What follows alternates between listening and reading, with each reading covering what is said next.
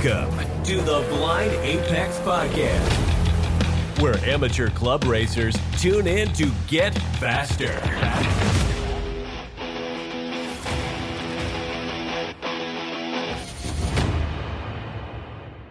This episode is brought to you by Deechworks Fuel Systems. Visit deechworks.com for all your fuel system needs. Just a heads up, if you have a bad fuel pump this year, come see me if I'm at the track, because I'm carrying a bunch of fuel pumps and they'll be free. Brought to you by the Blind Apex Podcast and Deechworks Fuel Systems. As always, I'm your host, Con Jonturk, and on this episode of the Blind Apex Podcast, we're talking about women in motorsports. It's kind of a broad topic. You know, some people will go, how is this going to make me faster? The bigger fields always make you faster. All people, the more you can get, the faster we're all going to get.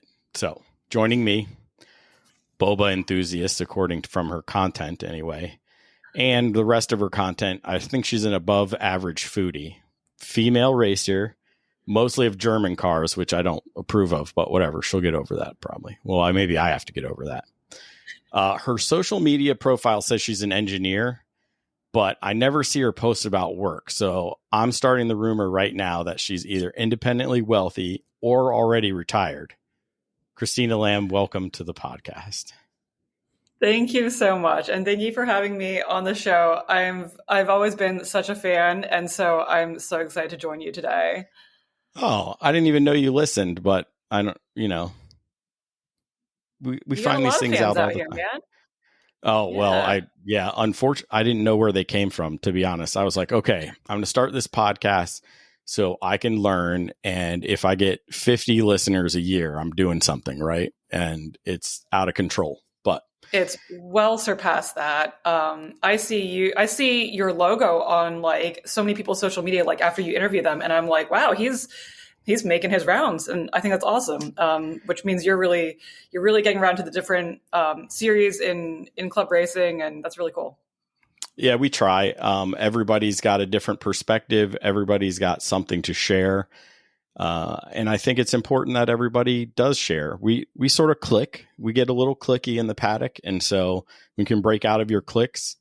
You learn some things, right? I've learned tons. I learn something everyone. So I want to start off with dispelling the rumor I just started that you're independently wealthy or retired. So let's get your background a little bit and how you got this passion for motorsports. Yeah, so this is a common misconception. And I feel like it's when that movie Crazy Rich Asians came out. It was kind of around the same time I started racing. So then people were like, oh, all Asians are crazy rich. That is not me. I do wish it was me. It would solve a lot of my problems. But no, my background is probably a little bit more boring, normal, probably more relatable to your average listener. I went to school at the University of Maryland, and I did my electrical engineering degree. I'll be honest, I didn't really know what I wanted to do in college, but to me, it seemed like a good path forward. There would be some jobs in the DC area. And, out of college, I went to work for a defense contractor. And I will preface this with, at the time I graduated college, I knew absolutely nothing about cars. Absolutely nothing. I bought my first car, which was an E90. It was an E90 328. It was white. It was like the total like girl car, right? And I was like, cool, it's pretty. And that was like, the fact that it was pretty was about all I knew about cars. So anyone who's worried about starting too late, I literally didn't know how to do anything other than put fuel in my car upon graduating college. And here I am today. So I believe that anyone can get started at any time. And we'll dig into that, I think, today. Yeah, I mean, I didn't actually start racing. I didn't grab my race license until I was 39. I knew I wanted to do it the entire time, but before my 40th birthday, I passed comp school. That was sort of a goal of mine. You're 40? Yes, I'm old. I'm old as dirt. I'm way past 40 now. I had no idea. You don't look past 40. All this gray? Are you kidding me? No. So. Well, you've aged well. Thanks. I appreciate that. I don't always feel like it, but crawling out of a race car at 45, sometimes I'm like, ooh, ow, oh. Yeah, everything kind of hurts. Yeah, I'm starting to feel that too. That's fair. So how did you get into racing though? Oh man. So this is a fun story because this is probably a little bit less traditional than what most people experience getting into motorsports. And if you look at how people get in, it's typically through their families, right? Like mom, dad were fans, grandpa raced or the cool uncle raced. And there's somebody in the family who knows about motorsports and is like, hey, come to the track with me. And we all start out as spectators, right? And so the way I got in was a little less traditional. I had bought this cool E90. I was like, oh, it's this really pretty car. And then I went to visit a friend in Germany. And I was like, oh, I want to go visit the BMW museum and look at the other BMWs. And I didn't know what any of these other BMWs were. Like some of them were old, some of them looked really futuristic. And then I saw, mine there and I was like, cool, like we checked the box. And my friend was like, hey, let's go to the Nürburgring. And now the Nürburgring is famous enough that even non-car people have heard about it, right? And so I was like, cool. I was like, I've heard of this, and I was like, I'm awesome. I've heard of this. I know what it is, right? And so we get there, and he's like, oh, we're gonna let's go around the track. And I was like, yeah, that sounds like a cool bucket list item. And he's like, let's go rent some cars to go do that. And we didn't have a car where we were, and we had taken a rental car, and he was like, let's get something kind of cooler. And so we stopped in this place called Rent for Ring, which is still there. And they have this lineup of Suzuki Swift hatchbacks that they've converted into race cars, like full cages, Toyo slicks, harnesses, seats, everything. And my friend's like, oh, cool, we're going to rent these. We'll do a couple laps each. And I take one look at this and I'm like, oh, crap. I was like, I don't know how to drive manual. This will probably be a problem. And if I was too scared to ask, because at the end of the day, I'm sure they had an automatic Suzuki Swift there for the Americans that come over and have never seen a manual transmission in their lives. But I was too terrified to do that. And also I was with a dude that I wasn't going to tell my dude friend that hey man, I don't know how to drive manual, but I'm I was really into the BMW museum. That was super cool. So I was like, yeah. I was like, we can do this. So he goes in the car, he goes and he does his laps. And I'm sitting there in the waiting room crap, I really don't know how to do this. And I'm not going to admit that I don't know how to do this. So I pull up YouTube and I watch a quick video on the process of what you have to do to start a car with a manual transmission and get it rolling and, change gears. As an engineer, I'm like, cool, this is fine. It was like a math class, right? It's it's plug and chug. It was just go back to school, plug and chug, memorize the process. You might not understand fully why, but you can apply stuff and get stuff going. Memorize the process. I didn't understand why I now have to do something with my hand and there's an extra pedal. And I'm like, my other car works fine. But I was like, whatever, I got this. And so it's my turn. I strap in and it's funny because I remember the parking lot and it's down recessed in a little valley. And you actually had to go uphill to get out of this parking lot, which, as you know, driving manual, going from a full stop to, into first gear and getting the thing rolling was actually the hardest part. But I got it rolling and I drove the Nürburgring. I think I did 2 laps on there. I didn't stall the car at all, which to me, I think is probably the bigger feat of the day and not driving the Nürburgring. But I drove it and I was like, that's cool. I had an instructor and he was super not impressed about having to instruct this Asian girl from America who clearly did not know how to drive manual transmission. And when we kind of got in the groove of things, he was like, oh, you're really I just listened to what he told me to do. And I didn't understand what an apex was, but he was like, come in here, track out here. And I followed exactly what he said. And then he was like, oh, you're getting really good at this. He's like, you're very smooth. Oh, also it was raining. Nice. Nice. If we needed to add any more variables to my day. And he was like, oh, he's like, you're doing really good. And so we're in fourth gear for the majority of this. And then he's like, yeah, he's like, you're doing good. He's like, downshift to third and really like feed the throttle, right? And I just look over at him and I'm like, absolutely not. We're doing the Nürburgring in fourth gear. I was like, the fact that we're rolling is a miracle. I am not changing gears. Like, nobody wants to die today. He laughed, and so we did 2 laps in fourth gear. So I have not been back to the Nürburgring since then. I would love to go and actually like not drive the thing in fourth gear now that I do know how to drive. That's probably one of my bucket list items to do. Yeah, but you need to find that instructor. Oh my gosh, yeah. Because he was so not thrilled to have to instruct me. Because he was like, oh, this girl's gonna be total crap. And then, he like towards the middle, he was like, oh, okay, like, you kind of listen and there's potential, right? So yeah, I would love to go back and meet him, be like, look, I actually know how to drive now. Yeah. I think there's, in the gender world, I think men have this preconceived notion of, I know how to do this. I played a lot of Gran Turismo or whatever. Totally. And I've talked about it on podcasts before. There's a lot of, in the paddock, there's a lot of bravado, and there's type A personalities, the alpha, we sort of have to be competitive. And you don't, it's probably sexist of me to say, but I generally don't see that outwardly in most women. Right. So yes. It's not to say they don't have it, but they don't. But it's also a numbers game, right? What percentage of our paddock drivers are actually women? Well, I don't know. It's increased a ton. It's super low. It's super low. If we said 2%, are we probably on track? Yeah, somewhere around there. It's really not a ton. How many drivers are at a NASA Mid-Atlantic event every weekend? 300? You could say 300, maybe. Are there 6 women? I feel like that's almost being generous.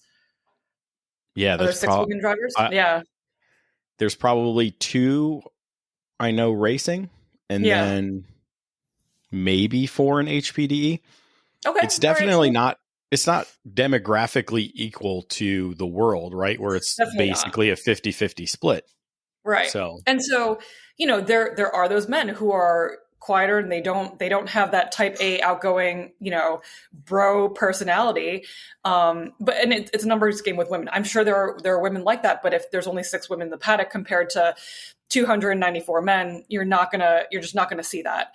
Right. But you're right. And I've instructed so many women over the years, mostly because they're like, oh, I want a female instructor. Like, I think we can jive, or, there's some reason we get paired up. And I will say you're right. It's very rare. Even my larger sample size, across everyone that I've worked with, coached, instructed, there's definitely less women with that. I don't know. I want to say like ego. Like you said, like so many guys I've instructed, they come in and they have no experience and they're like, oh, well, I did, 5,265 laps on Gran Turismo. Like, they're like, yeah, I got this, bro. And, they go out there and they suck, or like sometimes they're really good. But, they have that, I don't know, this confidence to do something that they have never done before, which I admire. I think that's, like you said, it's really important to have in race car drivers, because you have to. You can't be timid when it comes to, do you shoot the gap? Do you make that move? Do you go too wide and hold the outside? Like, you need to have that confidence that you can, like, it'll just work.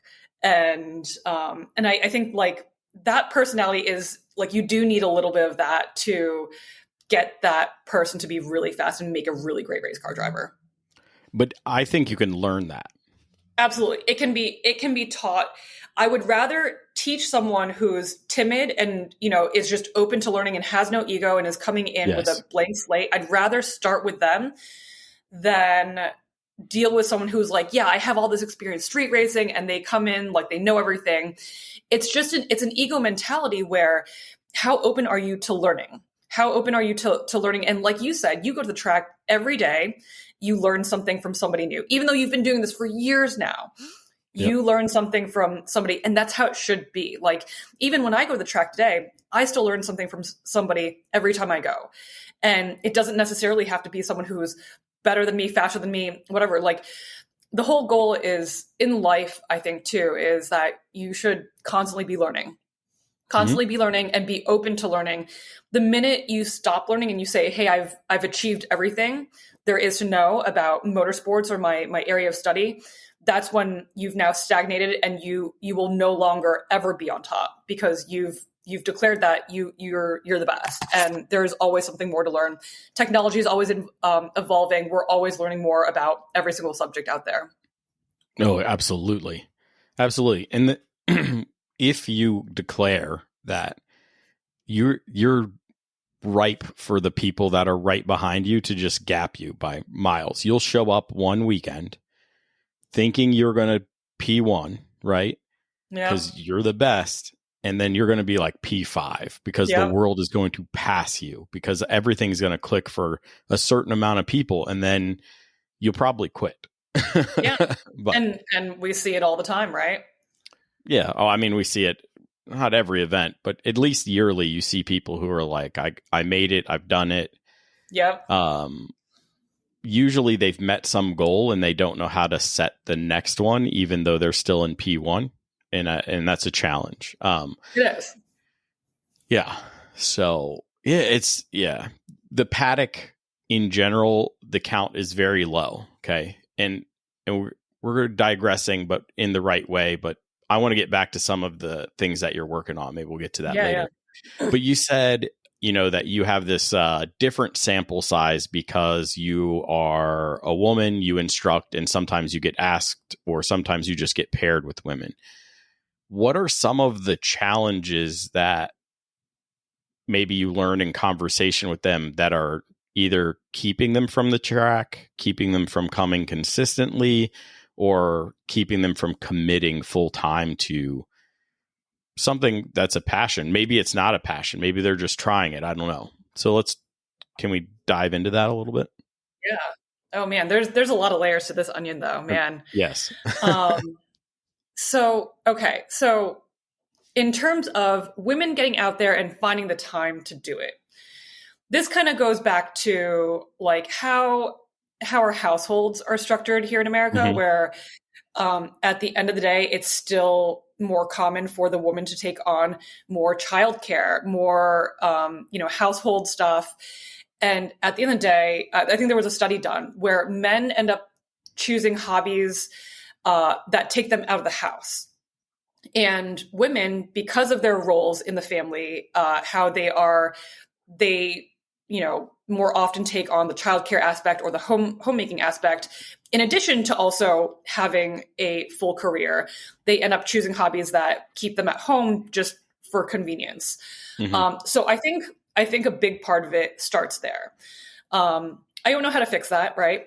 And I think we see it too in the paddock, where the women who do come out, they're typically younger. They are single or they don't have kids yet. And I get it. It becomes way harder. And even with guys, we see once people have kids, like there's often like a limited time, they try to do it for a couple years. And then a lot of them are like, oh, well, we'll come back when the kids are grown. I think that issue in the household, the imbalance of, stuff that needs to happen at home probably affects women more than men. And so I think that's one of the big reasons we don't see women out as much. And so like the women who do come out and do have kids, like I look at them and I'm like, you guys are super women. Right. One of my clients, Tina Leone, she has a 13-year-old son. And she's single parents, half the time. And she manages to come out, do a bunch of DEs. And she decides she loved DE so much. She was out every weekend for 18 months. And then we did some coaching together in DE. And I was like, what's your end goal? And I was like, you need to go racing. And she just listened and she was like, yeah, I want to do that. And we went and tested a couple of cars together. And then she took the leap and she was like, cool, I'm going to go racing. It's a massive time commitment, right? even for those of us who don't have kids, like it's a massive time commitment. We're not home, Wednesday through Sunday night, and that's just one race weekend. And if you're running multiple series, like that's 2 weekends a month that you're gone. But yeah, I think that usually it's the household imbalance is probably one of the biggest drivers. We see less women out. I would love to see that change. So, guys, if you want to see your lady go out, do the damn dishes, man. Vacuum some carpets, like pull your weight. Yeah. Absolutely. Because these girls who come out, they kick ass. And sorry, am I allowed to say ass on this thing? Yeah. Yeah, sure. Right? Whatever. It doesn't matter. It's fine. But I only know of one child that listens, and he's too young to know what that means, so it's fine. Well, maybe he'll learn it from your show. Well, he probably learned it from his dad, so it's okay. That's awesome. But yeah, all the women who come out, I love it because they come out without that bro mentality of the ego, and they come, almost every single one of them that I have worked with has been a total blank slate. A lot of them have come from not having any experience with cars, kind of like where I came from, where I was like, oh, I don't know anything, so I'm just here to learn, and try to have a good time, learn something and improve through the day. Where I think, again, just maybe because of the larger sample size of men, you see a lot of people who are just like, I'm already the best. Like they come in to HPD 1 and they're like, I don't belong here. I belong in HPD 4. I need to be moved to the highest run group and soloed. And we've all seen that. So I sort of relate it all to, I have nephews, younger nephews. And so in the 3 to 6, 7-year-old range, it seems like the girls are maturing faster. So they're playing ball together. So my little nephew's t-ball team has boys and girls on it. And the girls are just as good as the boys, sometimes better. Okay. They're usually taller. They listen. Oh my goodness, do they listen? They're so coachable. Okay. That challenge happens when you first start an HPDE. It seems like the ladies, I'm going to say, they're going to be more coachable than most of the men that come in. We men have a preconceived notion, of a lot of things, right? Yeah. But it's part of that societal thing, right? Maybe you guys are like, I was born with a stick between my legs. I know how to work the stick in the car. We can work all of this. Yeah. Yeah, absolutely. So it's just that it's a challenge for everyone. And the challenge is a little different. I think men need to come in a little more humble and ready to learn. And maybe the ladies need to come in and go, okay, I need to learn, but I need to sort of work on my level of aggression or whatever they need, right? Because some of them may be aggressive and maybe they need to work on decision making or whatever. Yep. Everybody, even individually throughout the paddock, men, women, and otherwise, we all have our own challenges as drivers. Absolutely. And so it's just important to identify those and work on those. But it just seems like if you're moldable earlier in your HPDE career, you're just going to come out as a better driver. So definitely. And and again, that goes back to you got to learn something every time you go out. And if you can keep that coachableness about you, even when you're towards the pointy end, that's going to be what distinguishes whether you stay at the pointy end or, like you said, you kind of reach the point and then you kind of fall back because you're like, I've achieved it. But if you can stay coachable, that's what's going to keep you progressing from autocross through DE, through time trial to wheel-to-wheel racing. If you want to go jump to another club and, with more competition, if you want to make it the pro level, that's going to be the difference in whether or not you get there. Yes, absolutely. So let's talk about this pro level stuff with you, because you started off driving the Nuremberg Ring in 4th gear, not stalling out on your first time shifting gears. And now you're in the IMSA Diverse Driver Development Program, correct? Yes. So what is that all about? So IMSA is offering a scholarship program, and they started this in 2021. And actually, I was finalist the first year. But basically, this program is where IMSA and a lot of their corporate partners come together, and they offer this package that's worth $250,000 to $300,000. And it's all in-kind stuff. It's some of it's going to be cash, some of it's going to be stuff that you would need to buy anyways, like entry, fuel, tires. And they give that to you to help you run a full season of IMSA racing. And that can be in VP Challenge, Michelin Pilot Challenge, or WeatherTech. So any of those 3 series that IMSA has. And it's super cool, right? Because look, at the end of the day, for everyone in club racing, I mean, we all race, we kind of know we're doing it for a plastic trophy. Even when I was in autocross, like, it was cool. But in the back of your head, there's always something that kind of keeps you going, like, hey, what would happen if I was good enough to actually make it to the top level of pro racing? And that's what IMSA is, right? Like, you look at all the series around the world, at least, the series in the US that we can say that are pro race series, IMSA is the top series there. And it is the ultimate goal for a lot of people. That's where all the NASCAR fans just went nuts. Yeah. Oh yeah, I know. Well, I mean, road racing, and NASCAR has expanded a lot to road courses as well, which is really awesome. But true sports car racing, you're looking at SRO, you're looking at some endurance series, you're looking at IMSA. But for me, IMSA has always been kind of the goal. And when we all started in HPD1, look, at the end of the day, even though I came in with no ego, even though I was like, I'm here to learn, in the back of my head after that first DE day, I was like, wow, I was pretty good at this. And right. Like, yeah, I could totally do this, right? Like, what is it? The Dunning-Kruger curve, where like, when you don't know anything about a subject, you have the most amount of confidence. And then as you start to learn, you actually have the least amount of confidence in what you know. And it's only until you become like a true subject matter expert, which a lot of people don't get to, that you regain that confidence. But like, we've all been there on the Dunning-Kruger curve. We've done one HPD and we're like, oh, we're awesome. We could totally make it there. We've all had that thought cross our mind. So to me, like, this is like, wait, I made that thought a reality because this scholarship program, I mean, it was open to the public and hundreds of people applied. There are 9 finalists that were picked by a panel who reviewed our applications, and they were looking at not just our driving experience, but also what else have we done in the racing community.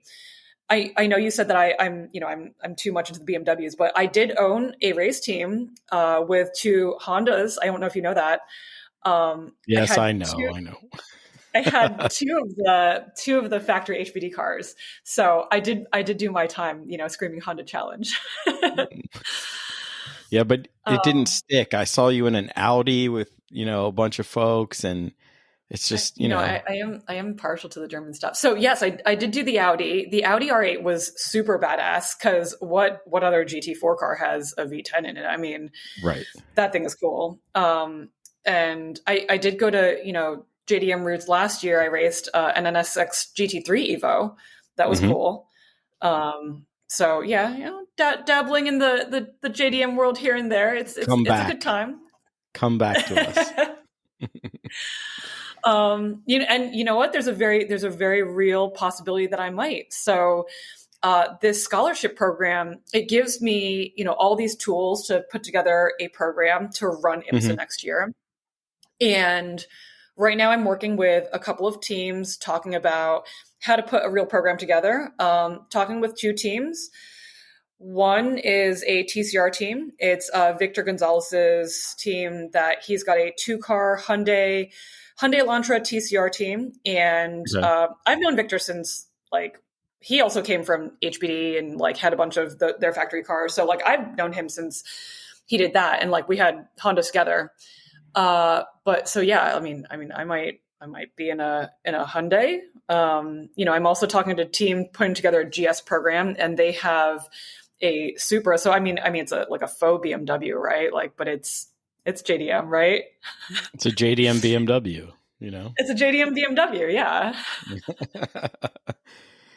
Yeah, that would be interesting. For both of those opportunities would be interesting. So So I'm working. I have until August this year to put together a program. And I have teams on board, I have sponsors on board. So I'm kind of just looking for that last piece and trying to find a co-driver who might want to come on. And because we have partners, it's at a rate that's discounted compared to most other seats available in the IMSA paddock if you were to want to go race GS. So kind of it's like a once in a lifetime opportunity for me, but I've also put this together, and it could be a once in a lifetime opportunity for somebody else who also wants to make that jump and says, hey, I have a smaller budget. And I'm like, hey, I ever got, team together, program put together, come on board, and we can go do some pro racing. So we get about 8,000 downloads a month. How can they reach you if they legitimately want to participate? Yeah, so you can go to my website. It's ChristinaLamRacing.com. My email's on there, but my email is hello@ChristinaLamRacing.com. You can also reach me on all social media. My handle is the same across Twitter, Instagram, Facebook, LinkedIn, literally anything out there, TikTok. It's at Christina Y. Lam. Okay. So we got that out of the way because I guess you need a co-driver. And I don't have that kind of money, even at a discount. So I can't volunteer my slow self to help you. So, the car is also available for, we're open to taking on new sponsors. So okay. There is space in the car available, and we have a pretty cool sponsor activation opportunity. We have VIP passes from IMSA, so you would get VIP hospitality catering. It's a pretty nice deal. You get a bird's eye view from their area every single race, and nice food and drink and anything you need through the weekend. Awesome. I'll throw the podcast on it, but yeah, absolutely. Still not making money on that. So. Recently you had a Capitol Hill trip. Do you want to talk about that? Yeah. So I think it's an interesting opportunity you had. So totally. This was something I've never done before. So I've done a lot, and I love doing new things, but I have never gone to Capitol Hill representing motorsports before. I have gone for work because I'm an engineer and I work for a 3-letter agency on the side. Yeah. So John Doonan, who is the president of IMSA, we were talking, and he was like, there's this thing going on. It's a Congressional Motorsports Caucus. It happens every year. I've seen pictures. And he was like, hey, would you come and represent IMSA? And he's like, as one of these scholarship finalists, we'd like for you to go talk about your story. And there's going to be legislators there and congressmen there, like super cool. And so I was like, yeah, sure, like totally. And so there was a panel of 4 of us. There were 2 NASCAR drivers, 1 NHRA driver, and myself. So we kind of got the spread of all the different, areas of motorsports, pro racing. Super cool, to be sitting like next to Tony Schumacher and like listening to him talk about his like 8-time championships in NHRA and his wins.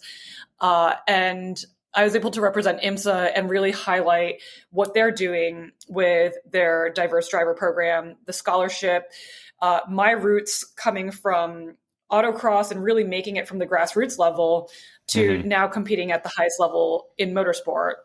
And so there's a really great story to share. And I think it inspired a lot of people. And it was really cool to see also. Yeah.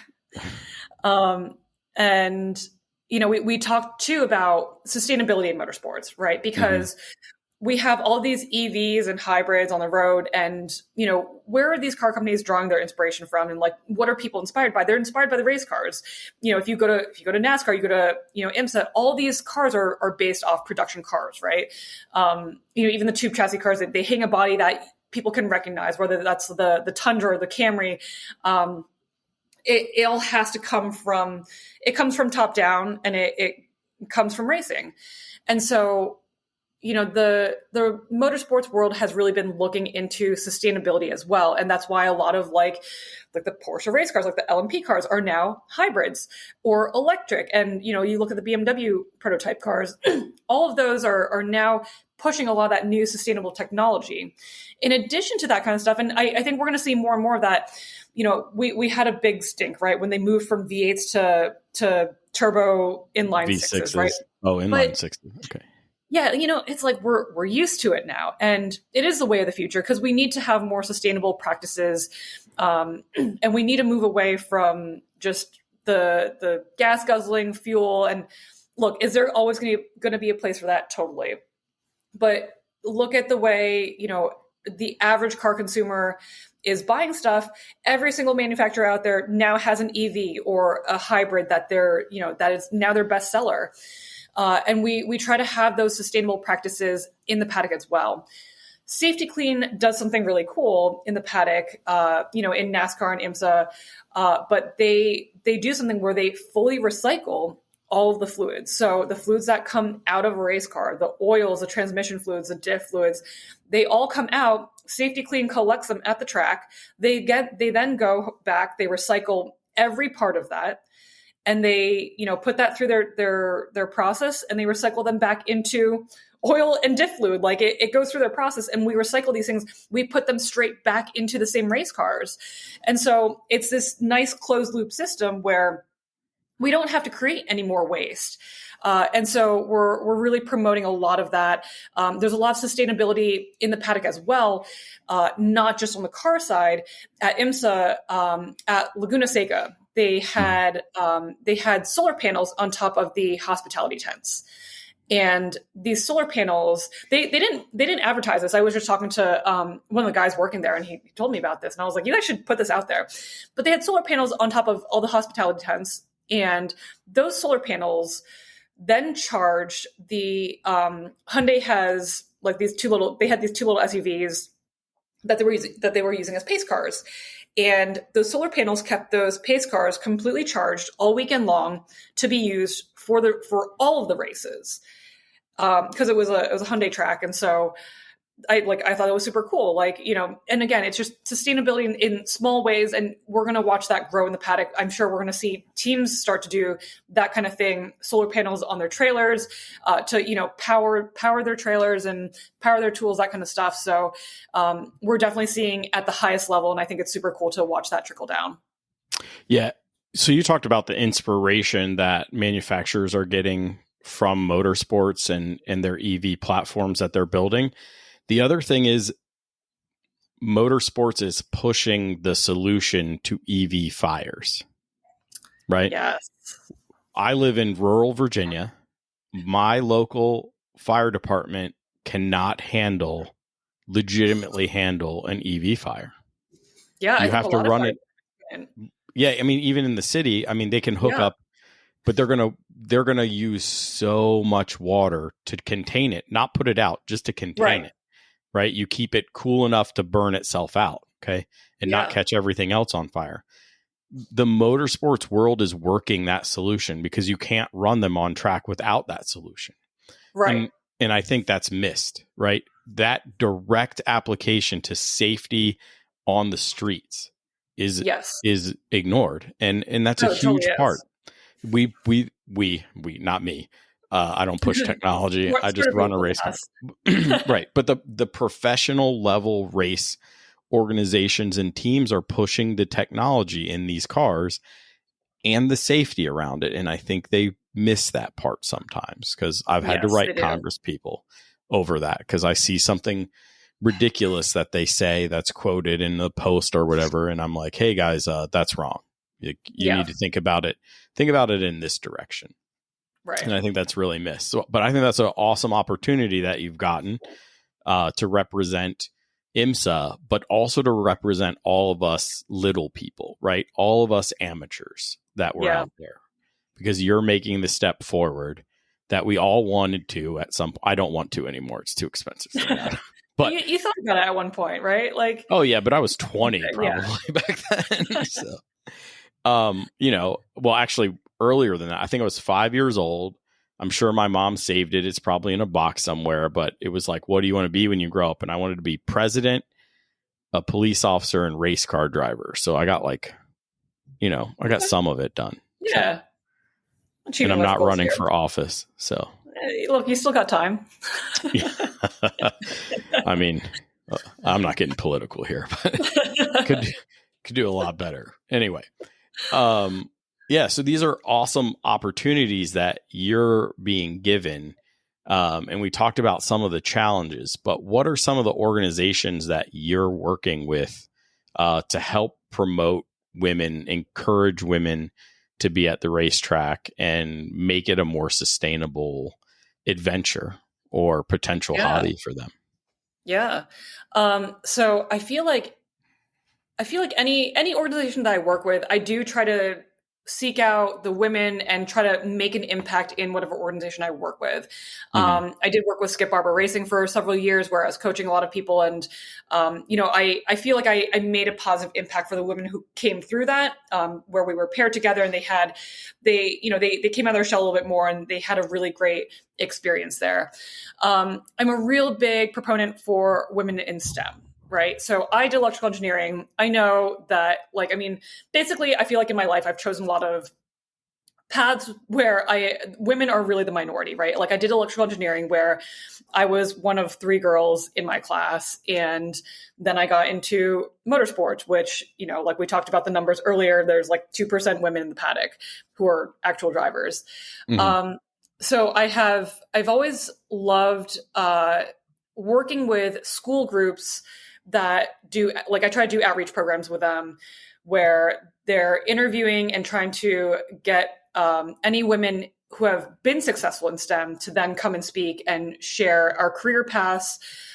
So I did a lot with Athena Racing, where I did some educational modules for the girls. It was a virtual camp at the time. It was during COVID, but they were all able to, log on, and I hosted modules explaining the different parts of race car engineering. The mechanical aspect, we went into some very basic physics on what it would take to drift a car. And so I did some educational modules with them, and it was really fun to inspire those kids to then choose a more STEM heavy, career path in the future, whether that comes to their high school, their AP classes, or their college career. I hope that inspired them to realize that they can pursue some of this stuff and make a difference in that manner. And I guess, I just try to connect with women in most areas that I work in. And it doesn't necessarily have to be anything specific. Like my own personal coaching business, I do have more women clients than men. And part of that is like, I do seek out the women. I try to, make that connection and see if they have goals I can help them with. And that to me is like my impact, right? Because then with their success, they also have their own network that they're going to give back to and have an impact on. So, I try in a lot of different ways. I also work with Shift Up Now. I was a founding member of Shift Up Now back in, 2016 maybe. And our goal with that was our tagline was, back then it was like, inspire girls to have the courage and confidence to do whatever that they need to do. And I think that's big, like the courage and confidence, right?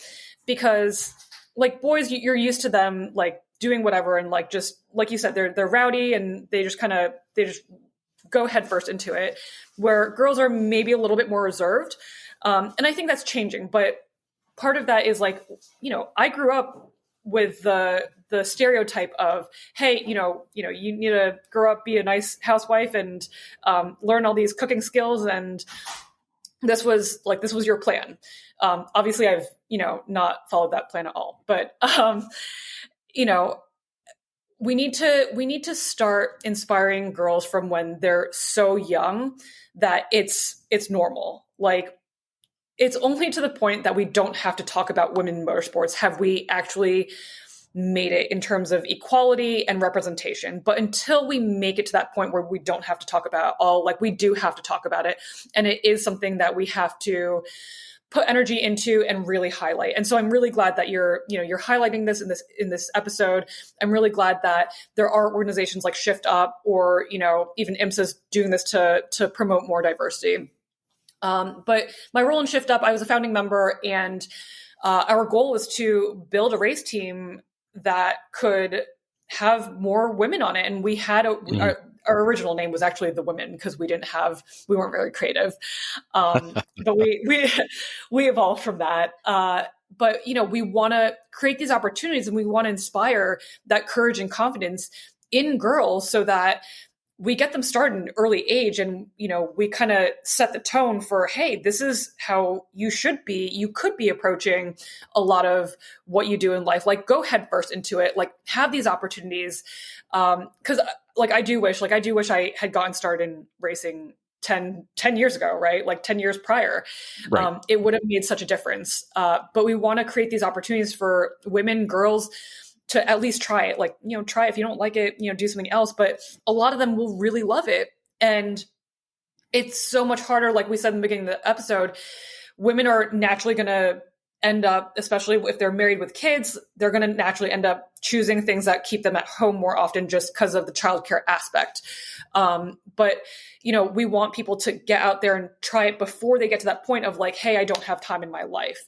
So that's really what Shift Up did. And, I really love driving with them in the R8 this year. And their new program is super awesome. They're providing a lot of opportunities for a lot of up and coming drivers to, get behind the wheel of a GT4 car that they may not necessarily have the chance to. And so, they've really grown their program a ton. And, I think they're doing some really, really good stuff. Yeah. Watching that group and following them on social media and stuff, and watching your posts, it seems like you guys are really pushing that agenda, that dream you guys came up with, maybe renamed and reworked, but you guys are trying to reach that every time I see something. So good for you guys. For all you dads out there who got punished for your indiscretions as a young man and you now have girls, they still look up to you. In your race car in the garage, they will help you with. All you have to do is ask. You'll find that passion, and you need to feed that passion from them from an early age. That's I see it all the time. It doesn't matter boy or girl. There's an affinity for race cars in everybody, and so feed it. Yeah, and there totally is. And motorsports has grown so much, right? Like, and thanks to Drive to Survive, the Netflix F1 series, like that really kickstarted motorsports in America. Like before this, like, let's be real, America cared about NASCAR, but it was far and few in between that we really found real race fans, and most people didn't know much about racing at all. And all of a sudden, I was looking at some stats the other night. F1 viewership in the past 4 years has doubled from like 500,000 to like 500 million to 900 something million. And the current motorsports industry right now is valued at $5.6 billion. And that's as of end of last year. It's projected, based on the current growth rate, it's projected to double and be worth almost $10 billion by 2030. That's an obscene amount of money, an obscene amount of growth that we're going to see. And there's so many opportunities going to be available for anyone and everyone to get involved. Oh, for sure. And you talked about the fan base growing at that exponential rate.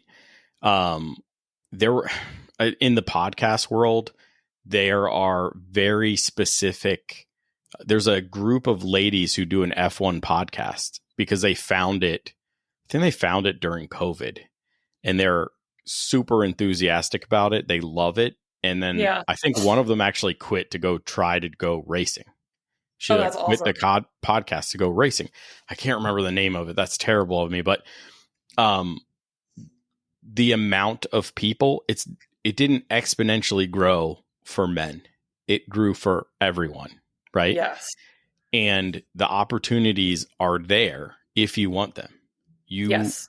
You don't need to take traditional routes. You don't have to do these things. You can, well, it depends what you want to do. If you want to drive, it doesn't matter what you're going to do. But if you want to be an engineer on a team, a crew chief, something like that, you're going to want to look at the STEM stuff probably to get in. And, there's actually a lot of opportunities. There's now a lot of motorsports focused degrees that you can go out and get. And so, I had a discussion with someone the other day. They were like, do you need a motorsports degree to get into racing? And I don't think that's necessarily true. Like, because I don't have a motorsports specific degree, but yet here I am, right? And I do a lot of the actual race car engineering as well. So I do think that something STEM related will be important. If you know from an early age and you're like, this is it, I know I want to do like racing, race car engineering, be a crew chief, be, an engineer, then by all means, pursue that motorsports degree. But really any engineering degree will give you the knowledge and the know-how to figure out what you need to do in the race car world. So I would say you don't necessarily need to do motorsports engineering, but it's a cool option if you already know, like, hey, that's what you want to do. There's also a lot of schools that have the Formula SAE teams. Yeah. And University of Maryland was one of them. And I had friends on the team. And they had tried to get me to join because we were all electrical engineering degree kids. And they were like, they wanted me to join because they wanted me to drive because I was the lightest out of all of them. And so they were like, that was their mission, was to get me to take the class so that I could drive because I could save, 40, you were their jockey. Yeah. And I was just like, man, I don't know enough I don't know about driving. And I never did it. And that's the one thing I regret. I wish I had done that. That would have been so cool to get my start like in school. But there's so many opportunities. Like they also have a Baja team. Mm-hmm. So even though Maryland didn't have a motorsports program, they did have classes where you could work on this project, 2-3 semesters long and go and take it and compete. I know University of Maryland did take that car and they competed at local SCCA autocrosses. So when I started to autocross a couple of years later, I saw like the current car that they would bring out. And I was like, oh, that's so cool. Like, I wish I had gotten involved at the time, but there are so many things you can get involved in. And so, if your school doesn't have a motorsports program, look into like, do they have a team that you can join? And you can get credits for that. And, it'll count towards graduation. You get to have a cool team to work with. There's even high school level, not Formula SAE teams, but they're doing things like, they all traveled out to Nevada. There's a solar like challenge team. Yeah. They did an endurance solar challenge race out at Texas Motor Speedway, and it was all high school teams. Oh, wow. Those kids are probably way smarter than us, man. Oh, yeah. I was too busy trying to graduate. I wasn't down for it. But in retrospect, I wish I would have gotten into something like that. I would have done something different than I've done right now. But, whatever. Make the best with what you have. Yeah. But if you're young, if you're growing, even if you're not, you can still go back to school. You can still go participate in some organization. I'm trying to find an SAE team to talk to just to see what kind of involvement postgraduate folks can have. They're always going to need financial assistance, but how much can you participate and help the team learn on your own from the outside? Because obviously the students need to be the ones that are most active with the cars. But just see how that engagement can work. And even if you own a business, maybe you can help them, but also get some access into those young, bright minds that are pushing some of the engineering aspects. And then you can apply that to your own racing. So trying to look into stuff like that. Yeah. Cool. There's women in motorsports North America. They seem to be the big predominant group that I saw when I was looking. And they have Facebook pages and websites and things like that. They do a really great job of sharing news that's going on with women racers all around the place. Yeah. Yeah. So really, women in general have been empowered. I agree with what you said. It will be equal when we have to stop talking about it, or it just fades, right? Yes. And I don't know if we're there yet, but I think the attitudes of organizations, companies, the paddock are getting there. Absolutely. We're getting there. Now we just have to sort of, as a society, let it happen, right? Yep. In the home, I kind of wish my wife would race. I would get to buy a bigger truck and a big old enclosed trailer, right? She's like, I don't want to spend my money that way. So, hey, I mean, have her come out. I volunteered to instruct her. Okay. I have to put a passenger seat in my car, but yeah, it's okay. But I mean, you could get a 2-car trailer and 2 race cars out of this. So yeah. See, put a passenger seat in your car, or we can find a ride to borrow. And if she just wants to start with a hyperdrive, like we can do that. Like, dude, I instructed Jake's mom on a hyperdrive. Absolutely. And she had the best time of her life. And every time I see her, she still brings it up and she still talks about it. But man, like Jake's mom prepared for this hyperdrive, like more than most of my like paying clients prepare for like their race weekend. Like, yes, we touched base, but like, I mean, it's one, 20-minute session behind a pace car that, you're not really going at full speed. You're going at like 75%, but I mean, like we touched base beforehand. We had a call, we had like emails, and like, I was like, wow, she's ready to like crush this hyperdrive. But yeah, dude, have your wife come out. I volunteer for tribute. I will sit shotgun with her. I will put in time with her beforehand so that when she gets there, she has that same confidence and she'll be like, oh yeah, this will be awesome. And she'll go crush everybody. And then that's, the start of you getting a second race car. Oh, I don't know about building. Oh, the thought of building a second one. Well, it would be our third one in our house, but the first one got cut in half. So, oh no. Yeah. Well, yeah, we've all been there. Yeah, she's been around the track, so she knows. Knows she's ridden shotgun with like Chris Gabetto and stuff, and in the E30s, and done the slide through hog pen and all that jazz. I would love her. She's currently track spouse. She said she would never be track spouse, but she is. She does an excellent job at it. She keeps me straight, and I don't come back with sunburn, and I actually eat and I drink water and things like that, because I think left to my own devices I'd come home a wreck, right? Yeah, sunburn and all that stuff. Yeah. And she's just busy. She reads a book and all this stuff, but then she's like, hey, go through your checklist, so I call her my crew chief, but I really like to get her out. Absolutely your crew chief. You would be dead without her. Oh yeah, for sure. Yeah, I'd be a mess. No breakfast, no lunch, adult beverages in the evening, and then somehow I'm supposed to race the next day with sunburn and then tow home. What? Yeah, and then tow home. Right? Yeah, it wouldn't happen. So, she plays an important role on my team. I just want to get her out there if she really wants to. So we'll see. Let's do it. Awesome. Is there anything else you want to share with us today? I don't know. I think we talked about a lot of cool stuff. I think so too. Feel free to reach out to me. Feel free to reach out to Christina. I think we'll do whatever we can to help anybody in the motorsports realm. We're here to grow the sport in general. We're here to empower everyone. Don't be shy. We're one big family anyway at the track. You come to visit us lowly NASA kids these days, and we still welcome you with open arms. So, and I'll get you guys VIP tickets, when I make it. Yeah. When you make it. Yeah, absolutely. I wish you the best with that program. I appreciate it, man. Do we need to vote for finalists? Like, is there anything There's no voting. There's no voting. Can we lobby people, bribe them? What do we need to do? I know.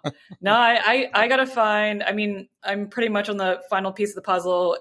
If anyone has a sponsor that wants to get on board, I have marketing decks, and I can show you guys the number of eyes that are going to be on this program. It's like 5 to 10 million eyes on this program. So we have a huge reach. It's super awesome. And we're working with some really great people doing the right thing for the right reasons. This is not just a marketing exercise. This is really a bunch of people trying to make a real impact. And I think we're going to really make it happen. Awesome. Well, thanks for coming on the show.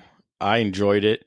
Next time we'll have to talk about some sort of skill you can teach me, because I suck at most driving. So we'll do part 2. But yeah, okay. Thank you so much for taking the time and having me on the show. I've been a big fan for a while, so this has been a long time coming. I can't wait to share this.